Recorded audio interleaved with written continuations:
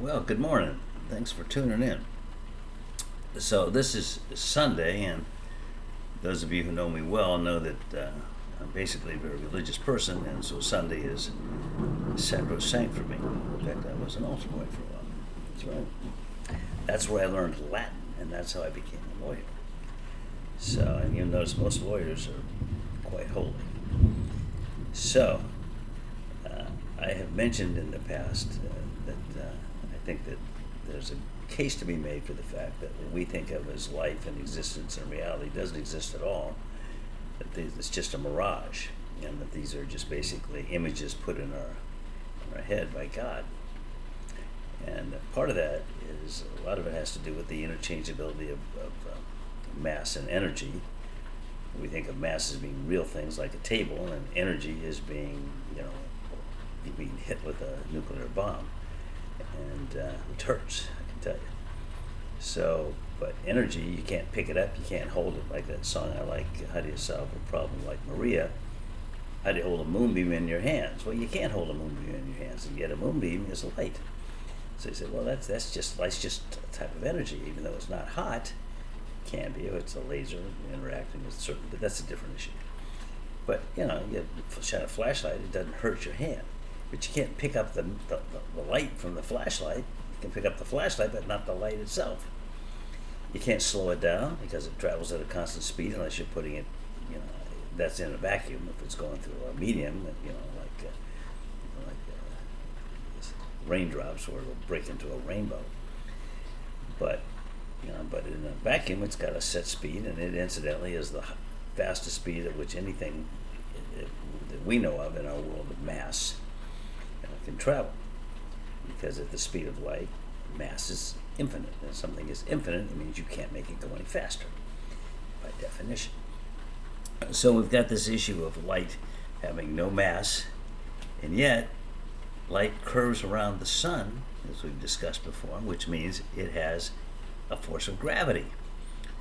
And remember that gravity is the attraction between two masses, like the moon and the earth, where the moon, at a full moon, the mass of the moon is sufficiently large enough that it pulls the oceans up toward it, and that's why we have a high tide during a full moon.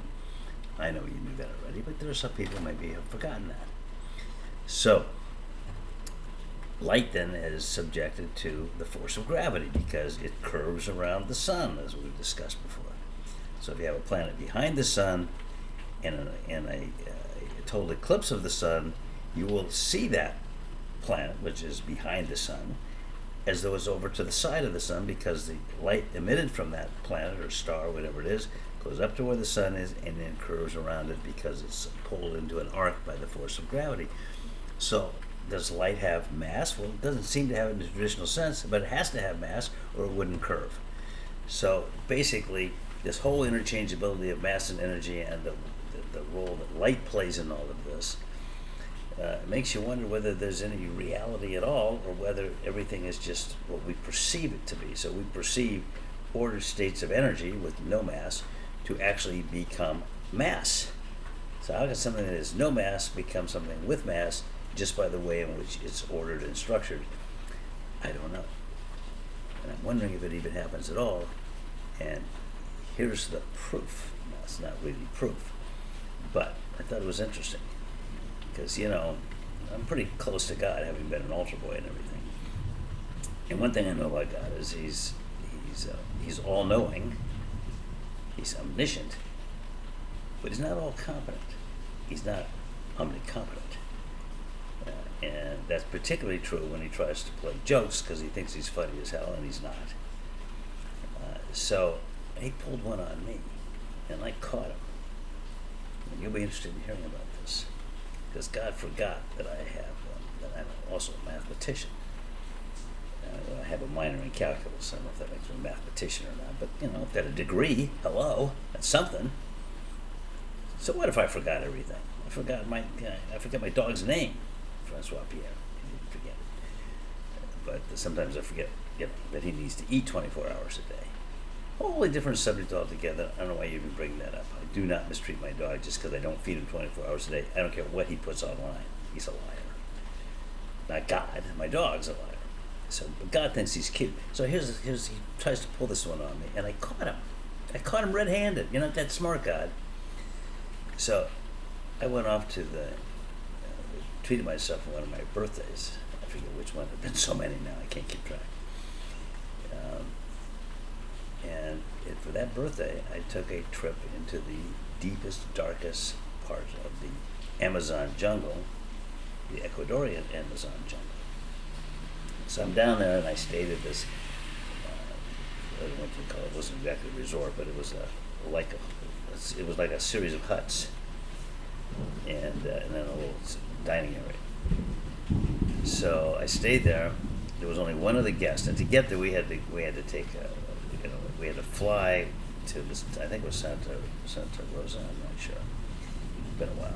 And then from there, we took a motorboat, and then from the motorboat, we took that down to a tributary of the Amazon, and then from there, we had to walk through the jungle into a river, and then from the river, we had to get in and row to this lake, and then this place where we were staying was on this lake.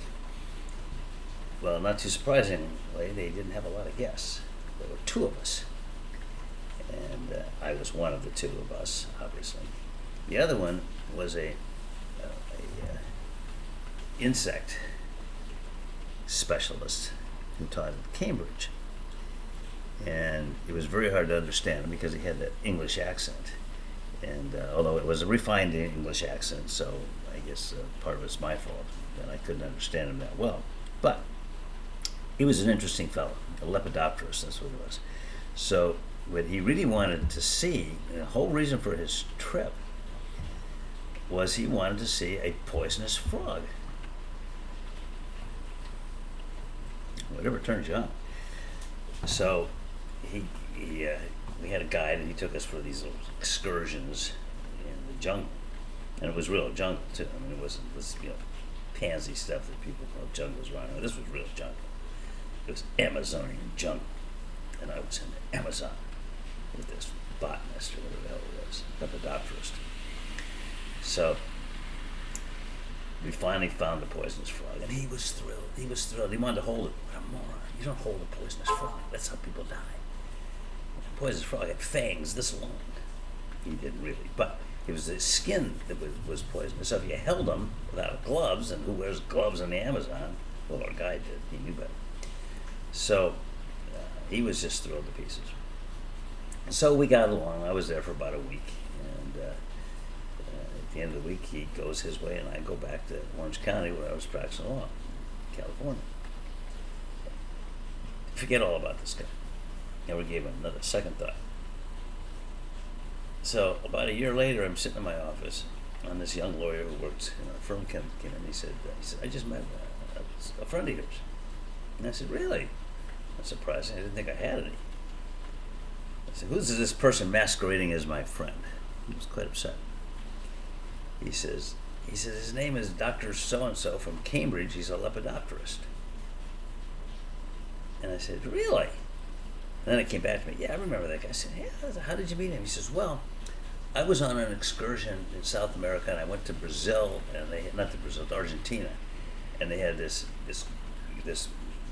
world famous huge waterfall. And he said, I was up there standing with the waterfall, and the guy next to me was standing there, and we started chatting a little bit, and I told him I was a lawyer in the United States, and I didn't tell him where. I said, just, I'm an American lawyer. And this guy looks at me and he says, oh, well, you must know Ed O'Connor. Okay. Met this guy in the Amazon. A year later, he meets a guy from my law firm in Argentina at the top of a waterfall. Okay. So God, I know you think you're really funny. I did the math. I'm a math guy. You know what the odds are of that happening? 435 trillion to 1 are the odds against that ever happening. 435 trillion to 1. Don't take my word for it, do the math. So I caught him. God did that, thinking he'd have a little fun at my expense, not realizing that I was on to him because I've been given this thing about the mirage and life's an illusion. I've been thinking about that for a long time, ever since I was 3 years old, I remember I had this little panda bear, and I used to get so mad and frustrated because he wouldn't talk to me. I couldn't understand what was the difference between us. We both had, arms and legs, and I did, what was it, and then I was kind of said, this doesn't make any sense. I don't get it.